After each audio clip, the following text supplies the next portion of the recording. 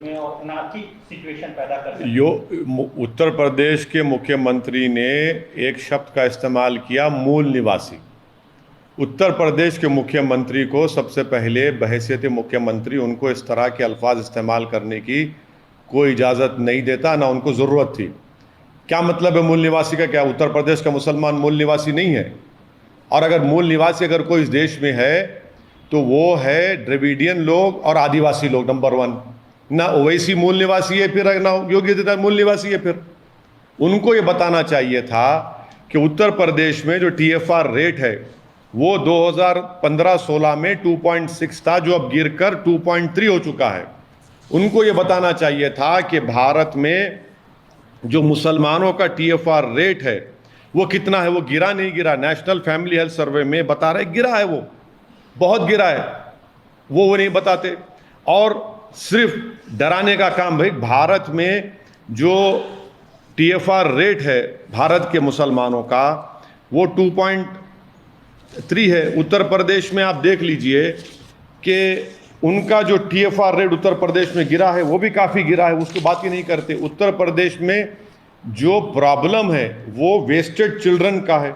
Wasted children Uttar Pradesh में आप देख लीजिए 6% से 7.3% हो चुके हैं। अरे मुख्यमंत्री बताओ ना कि 2.7 था तो TFR रेट यूपी में, अब गिरकर 2.4 हुआ है। और पूरे देश में मुसलमानों का TFR रेट 2.6 से 2.3 हुआ है। पूरे देश में सबसे ज़्यादा अगर कोई कॉन्ट्रासेप्टिव इस्तेमाल करता है तो मुसलमान है, वो NFHS कहता है, उस पर भी आप बात नहीं करते। और उत्तर प्रदेश में पॉपुलेशन स्टेबलाइज होगा, डिजायर्ड फर्टिलिटी रेट 2026 तक हो जाएगा। मुख्यमंत्री को बोलना चाहिए सब बातें। ये वो जानकर भी सिर्फ मुसलमानों के ताल्लुक से खौफ पैदा करना, ये इनका मंशा और मकसद है। प्रधानमंत्री जी ने नए बन रहे संसद भवन के ऊपर अशोक स्तंभ का इनॉग्रेशन किया, आप इसको कॉन्स्टिट्यूशनल नॉर्म के खिलाफ मानते? बिल्कुल, इसलिए मानता हूं कि भारत के संविधान में separation of powers basic structure का हिस्सा है। और सेपरेशन ऑफ पावर्स ये है कि एग्जीक्यूटिव जो प्रधानमंत्री है, लेजिस्लेचर जो लोकसभा के स्पीकर हैं और जुडिशरी जो चीफ जस्टिस ऑफ इंडिया हैं, वो एक दूसरे के मामलात में मदाखलत नहीं करेंगे, इंडिपेंडेंट रहेंगे। तो जब लोकसभा में प्रधानमंत्री जाते हैं तो स्पीकर बड़ा है, स्पीकर अध्यक्ष है, प्रधानमंत्री बड़े नहीं है वहाँ पर। जहाँ तक ये तो सेपरेशन ऑफ पावर्स का हिस्सा है। प्रधानमंत्री सामने बैठे हैं, लोकसभा के स्पीकर पीछे बैठे हैं।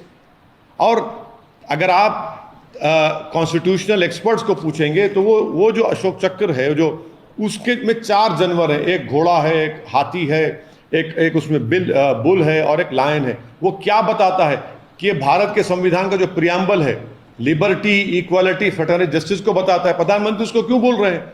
और ये तो उस जगह पर मिला था ना, जहाँ पर 50 फीट का एक पिलर है, जहाँ पर गौतम बुद्ध ने अपना पहला सरमन दिया था। अरे भाई, कोई बौद्ध मजहब के जिम्मेदारों को बिठा लेते कम से कम, ताकि लोग याद रखते कि गौतम बुद्ध ने उस जगह पर खड़े होकर अपना पहला सरमन दिया था।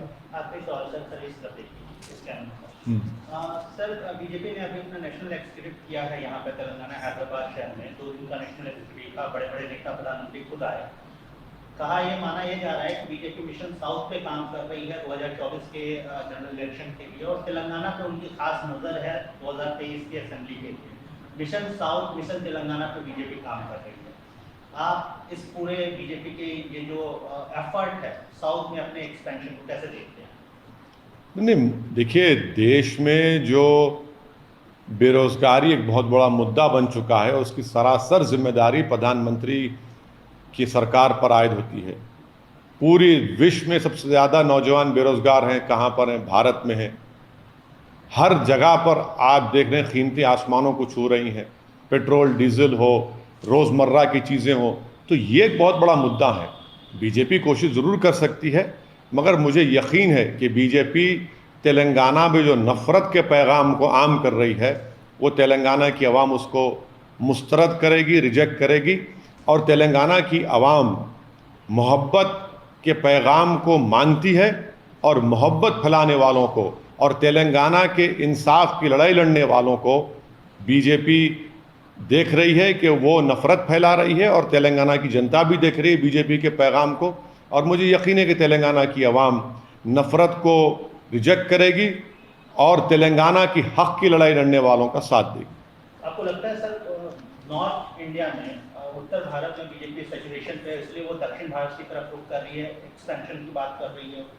देखिए, कोई भी पॉलिटिकल पार्टी कहीं पर भी जाकर काम कर सकती है, मगर तेलंगाना की खासियत यह है कि ये स्टेट बना इसलिए बना क्योंकि अपने सेल्फ प्राइड के लिए और तेलंगाना की आइडेंटिटी के लिए।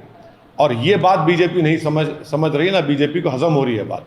साउथ का द्वार कहा जाता है, गेट कहा जाता है हैदराबाद और तेलंगाना को। लगता है कि मुख्यमंत्री तेलंगाना के टीआरएस के मुखिया के चंद्रशेखर राव बीजेपी के राह का सबसे बड़ा हर्डल है, वो सबसे बड़ा ऑब्स्टिकल है बीजेपी के लिए? नहीं, तेलंगाना के मुख्यमंत्री जो कुछ भी मुद्दे उठा रहे हैं वो तेलंगाना के भी मुद्दे हैं, देश के भी मुद्दे हैं। और तेलंगाना के मुख्यमंत्री एक स्टेट्समैन है और वो जानते हैं इन सब चीज़ों को, और वो सही बात कह रहे हैं और पूरा देश उनकी बात सुन रहा है। तेलंगाना की जनता उनके साथ खड़ी है।